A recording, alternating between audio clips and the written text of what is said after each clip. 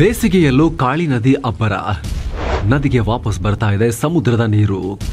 ಕರಾವಳಿಯಲ್ಲಿ ಪ್ರಕೃತಿ ಆಘಾತ. ಸ್ನೇಹಿತರೆ, ನದಿ ಹೋಗಿ ಸಮುದ್ರ ಸೇರೋದು, ಹಳ್ಳ ಇದ್ ಕಡೆ ನೀರು ಹರಿಯೋದು, ಇದೆಲ್ಲ ಪ್ರಕೃತಿ ನಿಯಮ. ಭೂಮಿ ಮೇಲೆ ಎಲ್ಲ ನದಿಗಳಲ್ಲೂ ಇದೇ ರೀತಿ ಆಗುತ್ತೆ. ಆದ್ರೆ ಒಂದ್ಸಲ ಊಹೆ ಮಾಡಿ, ವಾಪಸ್ ರಿವರ್ಸ್ ಆದ್ರೆ ಇದು ನದಿ ನೀರು ಸಮುದ್ರಕ್ಕೆ ಹೋಗೋದ್ರ ಬದಲಿಗೆ ಉಲ್ಟಾಗಿ ಆ ವಿಶಾಲ ಸಮುದ್ರದ ನೀರೇ ನದಿಗೆ ನುಗ್ಗೋಕೆ ಹಿಮ್ಮುಖವಾಗಿ ಚಲಿಸಿದ್ರೆ ಏನಾಗುತ್ತೆ? ಇಂಥ ಒಂದು ಘಟನೆ ಕರ್ನಾಟಕದ ಕರಾವಳಿಯಲ್ಲಿ ಆಗ್ತಾ ಇದೆ.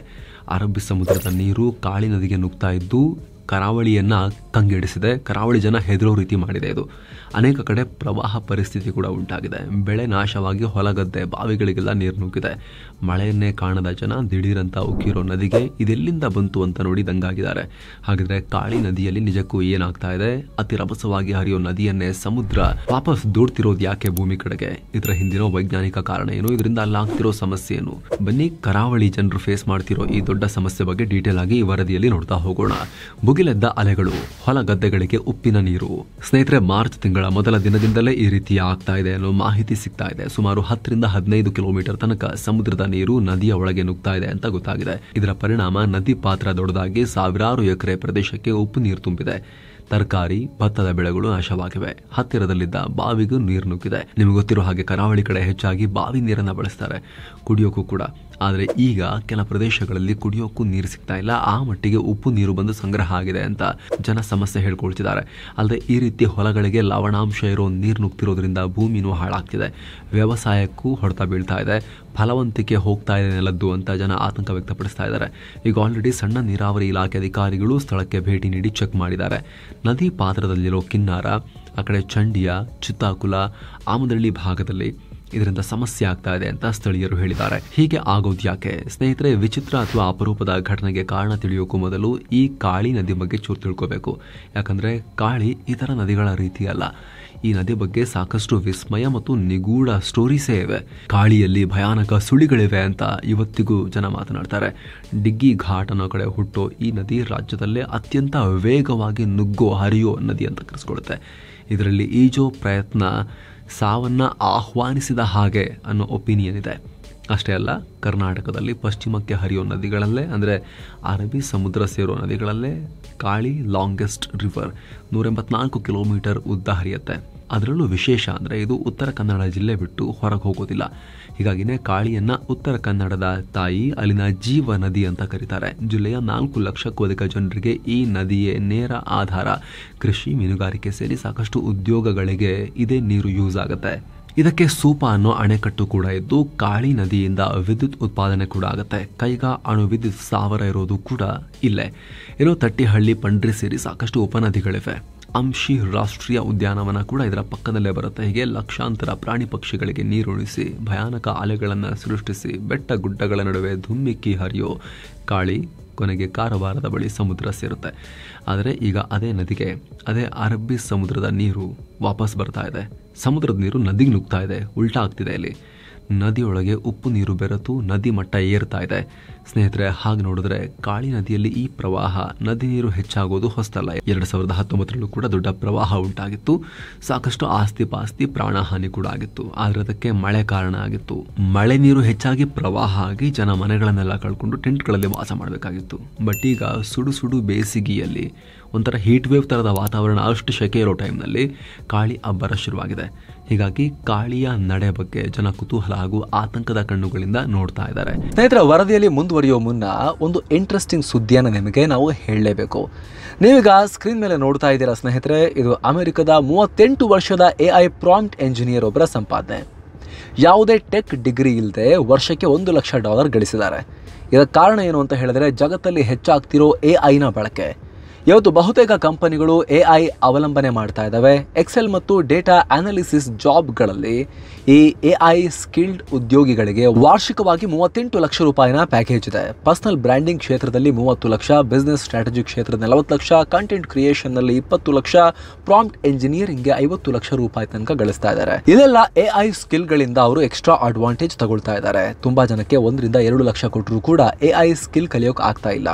ಆದ್ರೆ ಈ ವಿಡಿಯೋದ ಪಾರ್ಟ್ನರ್ಸ್ ಆಗಿ ಆಗಿರೋ ಗ್ರೋತ್ ಸ್ಕೂಲ್ ಒಂದು ಅಪಾರ್ಚುನಿಟಿಯನ್ನ ತಗೊಂಡ್ಬರ್ತಾ ಇದೆ. ಬರೀ 180 ನಿಮಿಷದಲ್ಲಿ ಒಂದಷ್ಟು ಸ್ಕಿಲ್ಸ್ ಅನ್ನ ಹೇಳ್ಕೊಡ್ಲಾಗುತ್ತೆ. ಸಾಮಾನ್ಯವಾಗಿ ಇದರ ಪ್ರೈಸ್ 15,000 ರೂಪಾಯಿ ಇರುತ್ತೆ. ಆದ್ರೆ mastmag.com ನ ವೀಕ್ಷಕರಿಗೆ ಇದು ಫ್ರೀ ಆಗಿರುತ್ತೆ. ಈಗ ಆಲ್ರೆಡಿ 20 ಲಕ್ಷ ಜನ ಇದನ್ನ ಅಟೆಂಡ್ ಮಾಡಿದ್ದಾರೆ. ಡೇಟಾ ಅನಾಲಿಸಿಸ್, ಪರ್ಸನಲ್ ಬ್ರ್ಯಾಂಡಿಂಗ್, ಹಾಗೆ ಬಿಸ್ನೆಸ್ ಸ್ಟ್ರಾಟಜಿ, ಸ್ಯಾಲರಿ ಹೈಕ್ ಅಥವಾ ಹೊಸದಾಗಿ ಕೆಲಸ ಹುಡುಕೋರಿಗೂ ಕೂಡ ಇದರಿಂದ ಉಪಯೋಗ ಆಗಬಹುದು. ವಿಡಿಯೋ ಕೆಳಗೆ ಡಿಸ್ಕ್ರಿಪ್ಷನ್ ಅಲ್ಲಿ ಹಾಗೂ ಪಿನ್ಡ್ ಕಾಮೆಂಟ್ ನಲ್ಲಿ ಅದರ ಲಿಂಕ್ ಇದೆ. ಆಸಕ್ತರು ಮಿಸ್ ಮಾಡದೆ ಈ ಫ್ರೀ ಅಪಾರ್ಚುನಿಟಿಯನ್ನ ಪಡ್ಕೊಳ್ಬಹುದು. ಬನ್ನಿ ಈಗ ವರದಿಯಲ್ಲಿ ಮುಂದುವರಿಯೋಣ. ಕಾರಣ ಏನು ಸ್ನೇಹಿತರೆ? ರೀತಿ ದಿಢೀರಂತ ನದಿಗೆ ಸಮುದ್ರದ ನೀರು ಬೆರೆಯೋಕೆ ಸಾಕಷ್ಟು ಕಾರಣ ಇರುತ್ತೆ. ಮೊದಲನೇದು ಚಂಡಮಾರುತದಂತಹ ಸಂದರ್ಭಗಳಾದಾಗ ಉಪ್ಪು ನೀರು ಮಿಕ್ಸ್ ಆಗುತ್ತೆ ಅಥವಾ ನದಿ ಪಾತ್ರ ಡ್ರೈ ಆದಾಗಲೂ ಕೂಡ ಸಮುದ್ರದಿಂದ ನೀರು ಒಂದಷ್ಟು ನದಿಯೊಳಗೆ ನುಗ್ಗೋ ಚಾನ್ಸ್ ಇರುತ್ತೆ. ಅದು ಬಿಟ್ರೆ ಭೂ ಕುಸಿತ ಆದಾಗ ಅಳಿವೆ ಅಂದ್ರೆ ಈ ನದಿಗಳು ಸಮುದ್ರ ಸೇರೋ ಪ್ರದೇಶದಲ್ಲಿ ಭೂ ಸ್ವರೂಪಗಳು ಚೇಂಜ್ ಆಗ್ತಾ ಇದಾವೆ. ಇದರಿಂದಲೂ ಕೂಡ ನೀರೊಳಗೆ ಬರ್ಬೋದು. ಆದ್ರೆ ಕಾಳಿ ಪಾತ್ರದಲ್ಲಿ ಇದು ಯಾವುದೂ ಆಗಿಲ್ಲ. ಹೀಗಾಗಿ ಉಬ್ಬರವಿಳಿತ ಆಗಿ ಈ ರೀತಿ ಆಗಿರಬಹುದಾ ಅಂತ ಚರ್ಚೆ ನಡೆಸಲಾಗ್ತಾ ಇದೆ. ಉಬ್ಬರವಿಳಿತ ಅಂದ್ರೆ ನಿಮಗೆಲ್ಲ ಗೊತ್ತೇ ಇರುತ್ತೆ, ಅಲೆಗಳ ಎತ್ತರ ದಿಢೀರಂತ ಹೆಚ್ಚಾಗೋದು ಅಥವಾ ದಿಢೀರಂತ ಕಮ್ಮಿ ಆಗೋದು. ಸಿಂಪಲ್ ಆಗಿ ಹೇಳಬೇಕು ಅಂದ್ರೆ ನಮ್ಮ ಭೂಮಿಯ ಮೇಲೆ ನೀರು ಮತ್ತು ನೆಲ ಎರಡೂ ಇದೆ. ದೂರದಲ್ಲಿ ಚಂದ್ರ ಇದ್ದಾನೆ. ನಾವು ಸೂರ್ಯನ ಸುತ್ತ ಸುತ್ತೋ ರೀತಿ ಚಂದ್ರ ನಮ್ಮ ಸುತ್ತ ಸುತ್ತಾ ಇದೆ. ತಿರುಗ್ತಿರೋ ನಮ್ಮ ಭೂಮಿಯಲ್ಲಿ ಚಂದ್ರನಿಗೆ ಒಂದೊಂದ್ಸಲ ನೆಲ ಬರುತ್ತೆ, ಒಂದೊಂದ್ಸಲ ಸಮುದ್ರ ಬರುತ್ತೆ. ನೆಲ ಅಂದ್ರೆ ಭೂಪ್ರದೇಶಗಳು ಗಟ್ಟಿ, ಘನ, ಸಾಲಿಡ್. ಹಾಗಾಗಿ ಗುರುತ್ವಾಕರ್ಷಣೆಗೆ ಒಳಗಾದ್ರೂ ಕೂಡ ಅವು ಹಿಂಗೆಲ್ಲ ಆಡಲ್ಲ. ಆದ್ರೆ ಸಮುದ್ರದ ನೀರು ಲಿಕ್ವಿಡ್, ದ್ರವ. ಅದು ಗುರುತ್ವಾಕರ್ಷಣೆಗೆ, ಮೂನ್ನ ಗ್ರಾವಿಟಿಗೆ ಒಳಗಾದಾಗ ಅದರ ಉಬ್ಬರವಿಳಿತ ಜಾಸ್ತಿ ಆಗುತ್ತೆ, ಚಲನೆಗೆ ಅವಕಾಶ ಇರುತ್ತಲ್ಲ. ಹಾಗಾಗಿ ಅಮಾವಾಸ್ಯೆ ಮತ್ತು ಹುಣ್ಣಿಮೆ ದಿನಗಳಲ್ಲಿ ಅಂದ್ರೆ 15 ದಿನಕ್ಕೊಂದ್ಸಲ ಚಂದ್ರನ ಗ್ರಾವಿಟಿಯಿಂದಾಗಿ ಈ ಎಕ್ಸ್ಪೀರಿಯನ್ಸ್ ಭೂಮಿಲಾಗುತ್ತೆ. ಈ ಟೈಮ್ ನಲ್ಲಿ ಸೂರ್ಯ, ಚಂದ್ರ, ಭೂಮಿ ಒಂದೇ ರೇಖೆಯಲ್ಲಿ ಬರೋದ್ರಿಂದ ಸೂರ್ಯನ ಗುರುತ್ವಾಕರ್ಷಣ ಬಲ ಚಂದ್ರನ ಗುರುತ್ವಾಕರ್ಷಣದ ಶಕ್ತಿಯನ್ನ ಹೆಚ್ಚು ಮಾಡುತ್ತೆ. ಈ ಬದಲಾವಣೆ ಭೂಮಿ ಮೇಲೆ ಪ್ರಭಾವ ಬೀರಿ ಸಮುದ್ರದ ಅಲೆಗಳು ಚಂದ್ರನ ಗುರುತ್ವಾಕರ್ಷಣ ಸೆಳೆತಕ್ಕೆ ಒಳಗಾಗ್ತವೆ. ಆಗ ಸಮುದ್ರದ ಅಲೆಗಳಲ್ಲಿ ಕಂಪನ ಶುರುವಾಗಿ ದೈತ್ಯ ಅಲೆಗಳು ಏಳ್ತವೆ.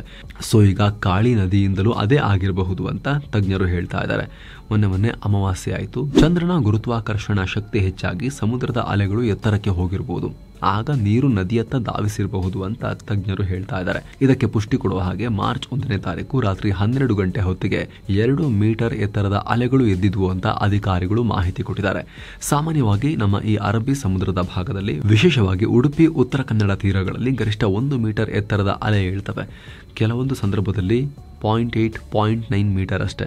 ಆದ್ರೆ ಮೊನ್ನೆ ಅದು ಡಬಲ್ ಆಗಿದೆ. ಈ ದಿಢೀರ್ ಏರಿಕೆಯಿಂದ ಸಮುದ್ರವೇ ನದಿಗೆ ನುಗ್ಗಿರಬಹುದು, ಹಿಮ್ಮುಖವಾಗಿ ಚಲಿಸಿರಬಹುದು ಅಂತ ವಾದ ಇದೆ. ಹಾಗಂತ ಇದೊಂದೇ ಕಾರಣ ಅಂತಲ್ಲ. ಅದರಲ್ಲೂ ಒಳಗೆ, ಕಾಳಿಯ ಒಳಗೆ ಇನ್ನೇನೇನ್ ಆಗ್ತಿದೆ ಅಂತ ನೋಡ್ಬೇಕು. ಆದ್ರೆ 10 ರಿಂದ 15 ಕಿಲೋಮೀಟರ್ ದೂರ ತನಕ ಸಮುದ್ರದ ಉಪ್ಪು ನೀರು ಕಂಡು ಬಂದಿದೆ ಅಂದ್ರೆ ಇದಕ್ಕೆ ಉಬ್ಬರವಿಳಿತ ಕಾರಣ ಅನ್ನೋ ವಾದವನ್ನ ಸದ್ಯಕ್ಕೆ ಮುಂದಿಡಲಾಗ್ತಾ ಇದೆ. ಏನಿದು ಉಪ್ಪು ನೀರಿನ ದಾಳಿ? ಸ್ನೇಹಿತರೆ, ಈ ರೀತಿ ನದಿಗಳಲ್ಲಿ ಉಪ್ಪು ನೀರು ಕಂಡು ಬರೋದಕ್ಕೆ ಇನ್ನೂ ಒಂದಷ್ಟು ಕಾರಣ ಇದೆ. ಸಾಮಾನ್ಯವಾಗಿ ಇದನ್ನ ಸಾಲ್ಟ್ ವಾಟರ್ ಇಂಟ್ರೂಷನ್, ಉಪ್ಪು ನೀರು ಒಳನುಗ್ಗೋದು ಅಂತಾನೆ ಕರೀತಾರೆ. ಇದು ನೇರವಾಗಿ ನದಿಗೆ ನೀರು ನುಗ್ಗೋ ಮೂಲಕ ಆಗಿರಬಹುದು ಅಥವಾ ಸಮುದ್ರ ಮಟ್ಟ ಏರಿಕೆಯಿಂದ ಅಕ್ಕಪಕ್ಕದ ಭೂಮಿಯಲ್ಲಿ ಅಂದ್ರೆ ಈ ನದಿ ಮತ್ತು ಸಮುದ್ರ ಹತ್ತಿರದಲ್ಲಿರೋ ಭೂಮಿಯಲ್ಲಿ ಉಪ್ಪಿನ ಸಂಗ್ರಹಣೆ ಆಗೋ ಮೂಲಕವೂ ಆಗಬಹುದು. ಇಂಥ ಸಮಸ್ಯೆಯನ್ನ ಈಗಲೇ ಕಿರಿಬಾಟಿ ದ್ವೀಪ ರಾಷ್ಟ್ರ ಅನುಭವಿಸ್ತಾ ಇದೆ. ಈ ದೇಶ ಸಮುದ್ರ ಮಟ್ಟಕ್ಕಿಂತ ತುಂಬಾ ಕೆಳಗಿದೆ. ಜಾಗತಿಕ ತಾಪಮಾನದಿಂದ ಆ ಭಾಗದ ಸಮುದ್ರ ಮಟ್ಟ ಏರಿಕೆಯಾಗ್ತಾ ಇದೆ. ಇದರಿಂದ ಕೆಲವೇ ವರ್ಷಗಳಲ್ಲಿ ಅಂದ್ರೆ 2050ಕ್ಕೆ ಈ ದೇಶ ವಾಸಕ್ಕೆ ಯೋಗ್ಯವಾಗಿರೋದಿಲ್ಲ. ಎಲ್ಲ ಜಲಮೂಲಗಳು ಉಪ್ಪುಪ್ಪಾಗತ್ತೆ ಅಂತ ವಿಜ್ಞಾನಿಗಳು ಹೇಳ್ತಾ ಇದ್ದಾರೆ. ಹಾಗಂತ ಇದು ಭಾರತದಲ್ಲಿ ಇಲ್ಲ ಅಂತಲ್ಲ. ನಿಮಗೆ ನೆನಪಿರಬಹುದು, 2-3 ವರ್ಷಗಳ ಹಿಂದೆ ಉಡುಪಿಯ ಸೀತಾ ನದಿಯಲ್ಲೂ ಇದೇ ರೀತಿ ಸಮಸ್ಯೆ ಆಗಿತ್ತು. ನದಿಗೆ ಉಪ್ಪು ನೀರು ನುಗ್ತಾ ಇದೆ. ಇದರಿಂದ ಕೃಷಿಗೆ, ಕುಡಿಯೋಕೆ ನೀರ್ ಸಮಸ್ಯೆ ಆಗ್ತಾ ಇದೆ. 2 ಬ್ಯಾರೇಜ್ ಕಟ್ಟಿದ್ರೆ ಸರಿ ಹೋಗ್ಬೋದು ಅಂತ ಅವತ್ತಿನ ಶಾಸಕರು ರಿಕ್ವೆಸ್ಟ್ ಮಾಡ್ಕೊಂಡಿದ್ರು. ಸರ್ಕಾರ ಕೂಡ 311 ಕೋಟಿ ರೂಪಾಯಿ ಸ್ಯಾಂಕ್ಷನ್ ಮಾಡಿರೋದಾಗಿ ಹೇಳಿತ್ತು. ಅದರ ಕೆಲಸ ಹೇಗಿದೆ ನೋಡಬೇಕು. ಇನ್ನು ಭಾರತದ ಗುಜರಾತ್, ತಮಿಳುನಾಡು, ಕೇರಳ, ಒಡಿಶಾ, ಆಂಧ್ರದಲ್ಲೂ ಈ ಸಾಲ್ಟ್ ವಾಟರ್ ಇಂಟ್ರೂಷನ್ ಮೇಜರ್ ಸಮಸ್ಯೆ ಆಗ್ತಾ ಇದೆ. ಸದ್ಯ 1975ಕ್ಕೆ ಹೋಲಿಸಿದ್ರೆ ಜಗತ್ತಲ್ಲಿ ಉಪ್ಪು ನೀರು ಒಳನುಗ್ಗೋ ಪ್ರಮಾಣ 300%ನಿಂದ 900%ಗೆ ಹೆಚ್ಚಾಗಿದೆ. ಇದು ಹೆಚ್ಚಾಗ್ತಾನೆ ಹೋಗ್ತಿದೆ. ಹೀಗಾಗಿ ಈ ಕಾಳಿ ನದಿಯಲ್ಲಿ ಆಗಿರೋ ಈ ಬೆಳವಣಿಗೆ ಎಲ್ರಿಗೂ ಒಂದು ಎಚ್ಚರಿಕೆಯ ಗಂಟೆ. ಯಾಕಂದ್ರೆ ಮನುಷ್ಯನ ಜೀವನಾಡಿಯೇ ನದಿಗಳು. ಈ ಜಗತ್ತು ಸುಸ್ಥಿರವಾಗಿ ಸಮೃದ್ಧವಾಗಿರಬೇಕು ಅಂದ್ರೆ ನದಿಗಳು ಆರೋಗ್ಯವಾಗಿ ಸಹಜವಾಗಿರೋದು ಮುಖ್ಯ. ಅದರಲ್ಲೇನಾದ್ರೂ ಏರುಪೇರಾದ್ರೆ ಮನುಷ್ಯನ ಅಸ್ತಿತ್ವಕ್ಕೆ ಹೊಡೆತ ಬೀಳ್ಬೋದು. ಹೀಗಾಗಿ ಕಾಳಿ ನದಿಯಲ್ಲಿ ಆಗಿರೋ ಬೆಳವಣಿಗೆಯನ್ನ ಎಲ್ಲರೂ ಕುತೂಹಲದಿಂದ ಗಮನಿಸ್ತಾ ಇದ್ದಾರೆ. ಇದರ ಬಗ್ಗೆ ಒಂದಷ್ಟು ಅವೇರ್ನೆಸ್ ಅನ್ನ ನಿಮ್ಗೆ ತಲುಪಿಸೋ ಪ್ರಯತ್ನವನ್ನ ನಾವು ಮಾಡಿದೀವಿ. ಇದನ್ನ ಎಷ್ಟಾಗತ್ತಷ್ಟು ಜನಕ್ಕೆ ಶೇರ್ ಮಾಡಿ ಅವ್ರಿಗೂ ಕೂಡ ಮಾಹಿತಿ ತಲುಪಿದ್ರೆ ಒಳ್ಳೇದೇ ಅಲ್ವಾ. ಈ ವಿಡಿಯೋದ ಪಾರ್ಟ್ನರ್ಸ್ ಆಗಿರೋ ಗ್ರೋತ್ ಸ್ಕೂಲ್ ಒಂದು ಅಪಾರ್ಚುನಿಟಿಯನ್ನ ತಗೊಂಡ್ಬರ್ತಾ ಇದೆ. ವಿಡಿಯೋ ಕೆಳಗೆ ಡಿಸ್ಕ್ರಿಪ್ಷನಲ್ಲಿ ಹಾಗೂ ಪಿನ್ಡ್ ಕಾಮೆಂಟ್ನಲ್ಲಿ ಅದರ ಲಿಂಕ್ ಇದೆ. ಆಸಕ್ತರು ಮಿಸ್ ಮಾಡದೆ ಈ ಫ್ರೀ ಅಪಾರ್ಚುನಿಟಿಯನ್ನು ಪಡ್ಕೊಳ್ಬಹುದು. Thank you so much. ಮತ್ತೆ ಭೇಟಿ ಆಗ್ತಿರೋಣ. ನಮಸ್ತೆ.